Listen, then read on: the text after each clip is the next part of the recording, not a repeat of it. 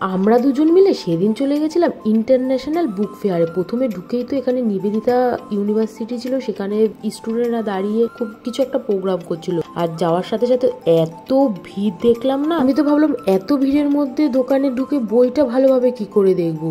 যাওয়ার সাথে সাথে তো প্রথমে দেজে ভেবেছিলাম ঢুকবো, কিন্তু দেজের সুযোগ পাইনি কারণ প্রচুর মানুষের ভিড় ছিল। তাই ওখান থেকে বেরিয়ে আমরা আগে গেছিলাম। আর রাজদীপ তো প্রত্যেকটা স্টলে ঢুকে আগে খুঁজছে রহস্যজনক বই। এখানে আমরা একেন বাবুর কয়েকটা বইয়ের পার্ট দেখতে পেয়েছিলাম, কিন্তু সেই বই আর নিইনি। তারপর ওখান থেকে বেরিয়ে আমরা গেছি মিত্র ও ঘোষ পাবলিশার। আচ্ছা, তোমরা কারা কারা গল্পের বই পড়তে ভালোবাসো অবশ্যই কমেন্ট করে জানিও। আর কারা কারা এই ইন্টারন্যাশনাল বুক ফেয়ারে গেছো। যেতে যেতে তো এই মান্দাসে দেখলাম প্রচুর ভিড়। কেন এত ভিড় জিজ্ঞাসা করতে একজন বললো রূপম ইসলাম এসেছে, আর সামনে তো পুলিশ গার্ড দিয়ে দাঁড়িয়ে রয়েছে, আর 150 জন লাইনে দাঁড়িয়ে আছে ওনার সিগনেচার নেবে বলে। আর এদিকে আমরা ওই ভিড় উপেক্ষা করে চলে এসেছি হ্যাংলাতে, কারণ কিছুদিন পরে আমি একটা রান্নার চ্যানেল খুলবো, তাই কিছু বই আমার দরকার। এই হ্যাংলা থেকে 3টে বই আমি নিয়ে নিয়েছি। তবে এই মোগল দরবারের বইটা কিন্তু দারুণ ছিল। হ্যাংলা হেসেলে কিন্তু বইয়ের অফারটা দুর্দান্ত অফার, বাই 1 গেট 1 ফ্রি। যারা যারা অবশ্যই বুক ফেয়ারে যাবে হ্যাংলা থেকে রান্নার বই যদি পছন্দ থেকে থাকে অবশ্যই কিনো। তারপর আমরা চলে গেছিলাম 365 দিন প্রকাশনে।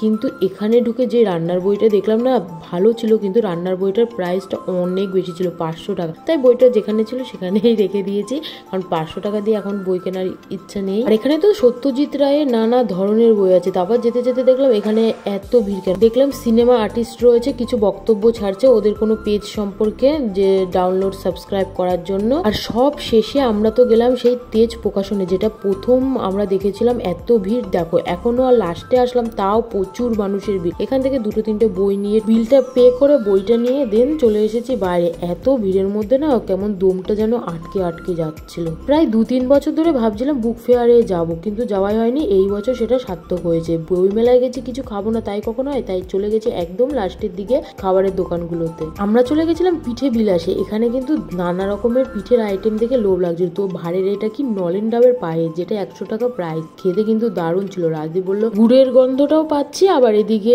ডাবের গন্ধটাও ছিল। সত্যি আমারে যখন মুখে দিল না, দেখো ঠোঁটের নিচে লাগিয়ে দিচ্ছে, খাওয়াতেও পারে না। আজ একটু নতুনত্ব পায়েস খেলাম, কিন্তু খেতে দারুণ ছিল। তারপর আমরা নিয়ে নিয়েছিলাম ইলিশ কচুরি আর মটন ঘুগনি। এটা এত গরম গরম না, খেতে সত্যি খুব ভালো হয়েছিল রান্নাগুলো। তারপর ওখান থেকে আমরা চলে গেছিলাম আর একটা খাবারের দোকান, কলকাতার বিখ্যাত কাবাবের দোকান। এখানে এত ভিড় আর এত অর্ডার ছিল, তাই অন্য কিছু খাইনি, কারণ আমাদের যেতে হবে, দেরি হয়ে যাচ্ছিল। তাই এখান থেকে একটা রোল নিলাম, মাটন কিমার রোল, যেটা খেতে দুর্দান্ত ছিল। খাওয়া দাওয়া কমপ্লিট করে দিন, এবার তো বাড়ি যেতেই হবে। তাই তোমাদেরকেও বলছি, যারা যারা বই মেলা গেছো অবশ্যই এইসব খাবারের দোকান থেকে একটু নতুনত্ব খাবার ট্রাই করো। তো আজকের মতন ভিডিওটাই অবধি, ভালো লাগলে সাবস্ক্রাইব করো। বাই।